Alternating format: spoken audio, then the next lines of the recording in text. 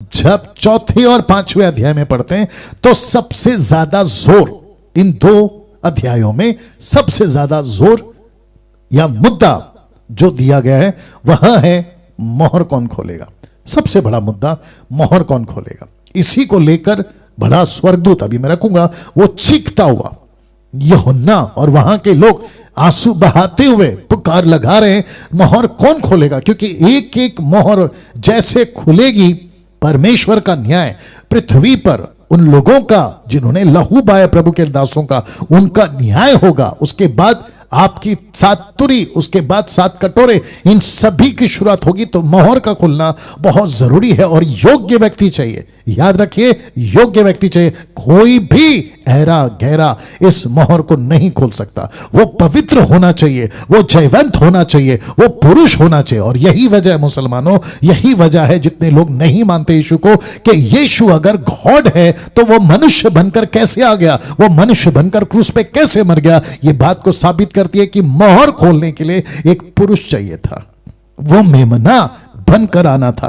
तो वचन 4 का एक ऐसा कहता है, इन बातों के बाद जो मैंने दृष्टि की तो क्या देखता हूं कि स्वर्ग में एक दरवाजा खुला हुआ है। याद रखिए, टैबरनेकल जिसमें 3 दरवाजे थे, वैसे ही स्वर्ग में 3 दरवाजे, 4 दरवाजे, 12 दरवाजे, लेकिन यहां पे एक दरवाजा का जिक्र है। और विशेष करके वो दरवाजा जिसको परमेश्वर की आत्मा ने, यीशु ने दिखाया ताकि तू देख कि ये दरवाजा जैसे ही खुला तो उसने क्या देखा। लिखा है कि जिसको मैंने पहले तुरी के से शब्द से अपने साथ बातें करते सुना था, वही कहता, यानी यीशु ब्रैकेट में, यहां ऊपर आजा और मैं वे बातें तुझे दिखाऊंगा जिनका इन बातों के बाद होना अवश्य, यानी कि चौथे और 5वें अध्याय के बाद होना जरूरी है। तो उसने क्या देखा, तो लिखा है क्या क्या देखा और क्या क्या सुना। किसने? यूहन्ना ने। एक सिंहासन स्वर्ग में रखा है, उस सिंहासन पर कोई बैठा है, ऑफ कोर्स परमेश्वर पिता एलोहिम।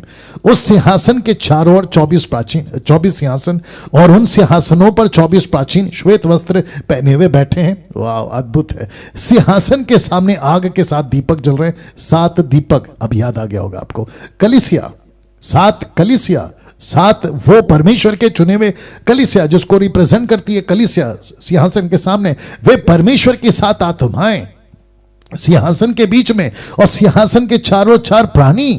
कहता है पहला प्राणी सिंह के समान, दूसरा प्राणी बछड़े के समान, तीसरा प्राणी का मुंह मनुष्य का सा, और चौथा प्राणी उड़ते हुए उकाब के समान। इन सभी का सिंबॉलिक, प्रतीकात्मक अपना अर्थ है जिसको आपको समझना बहुत जरूरी है। फिर कहता है कि तब 24 प्राचीन सिंहासन पर बैठने वाले के सामने गिर पड़ेंगे। किसके सामने? परमेश्वर पिता के सामने। उसे जो युगानुयुग जीवित है प्रणाम करेंगे। वे अपने अपने मुकुट सिंहासन के सामने ये कहते हुए डाल देंगे कि हे प्रभु परमेश्वर, तू ही महिमा, आदर, सामर्थ के योग्य है, क्योंकि तू ही ने सब वस्तुएं सिरजी और तेरी ही इच्छा से थी और सिरजी गई। क्या अद्भुत है। इसके बाद एक दृश्य देखा। दृश्य क्या है दोस्तों? कहता है कि फिर मैंने एक बलवंत स्वर्गदूत को देखा जो ऊंचे शब्द से यह प्रचार करता था, पुस्तक को खोलने और इसकी मोहर तोड़ने के योग्य कौन है? Question mark. इसको कौन तोड़ेगा? इसकी शुरुआत कौन करेगा? उसके बाद एक 24 प्राचीनों में से एक कहता है, और मुझे यकीन है कि वो यहूदा का गोत्र वाला होगा। तब उन प्राचीनों में से एक ने उससे कहा, मत रो, देख। रिपीट करता हूं, मत रो, देख। क्या देख? कहता है कि यहूदा के गोत्र का वह सिंह, ये वह कौन है? यीशु। कहता है कि वह सिंह जो दाऊद का मूल है, दूसरे शब्दों में जिसने इज़राइल की शुरुआत की। मूल का मतलब है बिगिनर, मूल का मतलब है जिसने शुरुआत की, जिसने बीज डाली, जो जड़ है। इज़राइलियों का जड़ यीशु है, दाऊद के गोत्र का जड़ यीशु है। जिसने इज़राइलियों की नींव डाली उसका जड़ यीशु है। जिस दिन से उस इजिप्ट से यानी कि मिस्र से इज़राइलियों को निकालकर लेकर आया, पहला कुरिन्थियों 10वां अध्याय वचन 4 कहता है कि वो चट्टान बनकर उनके साथ चलता रहा। कौन? यीशु मसीह। अद्भुत बातें। इस पुस्तक को खोलने, उसकी 7 मोहरें तोड़ने के लिए लिखता है कि जयवंत हुआ है, और जिसके चलते ये सभी चित्र मैंने आपके बीच में रखे जो बताता है कि यीशु मसीह अभी डरपोक, यीशु मसीह अभी बुज़दिल, यीशु मसीह अभी लहूलुहान, यीशु मसीह अभी छोटील, यीशु मसीह अभी क्रूस पे लटका हुआ और बेसहाय, बेआसार ऐसा नहीं है, बल्कि बब्बर शेर बन चुका है। वाह, राजेश कुमार उत्तराखंड उत्तर प्रदेश, रिस्पॉन्स करिए जी। वापस आते हैं, हम सभी को यह बात को समझना होगा कि यीशु अब कमजोर नहीं है।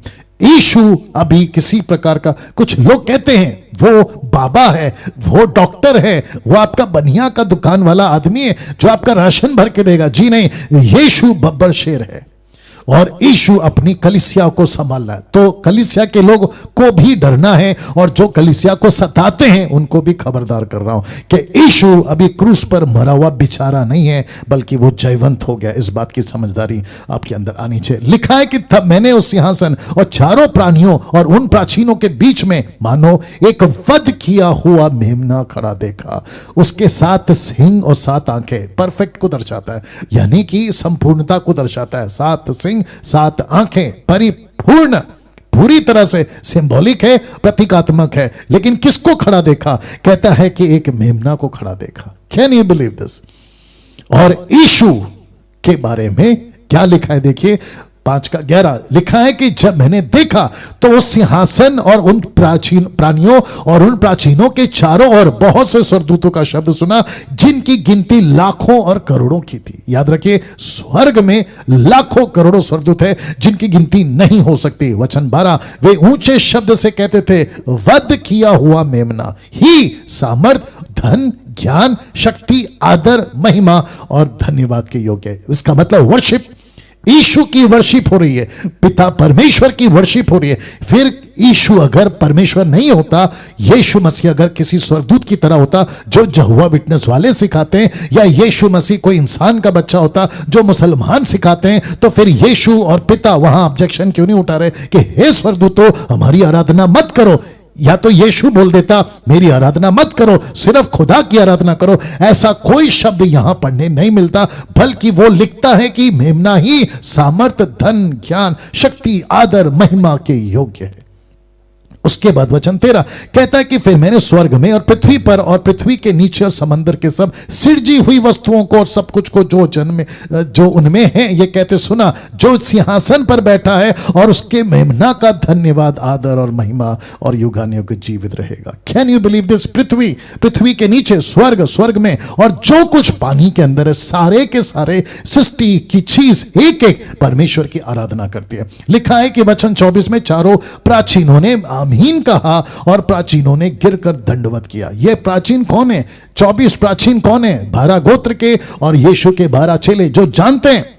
और आपको यह भी बता दूं कि कुछ 3.5 साल या 2,500 साल, माफ करें, कुछ 3 या 2,500 साल के दरमियान में जो इस्राएलियों ने सृष्टि को बताया कि एक परमेश्वर है, 12 गोत्र आज पूरी दुनिया को बता रहा है कि एक परमेश्वर है, उसके 12 चेले। वाह, see this.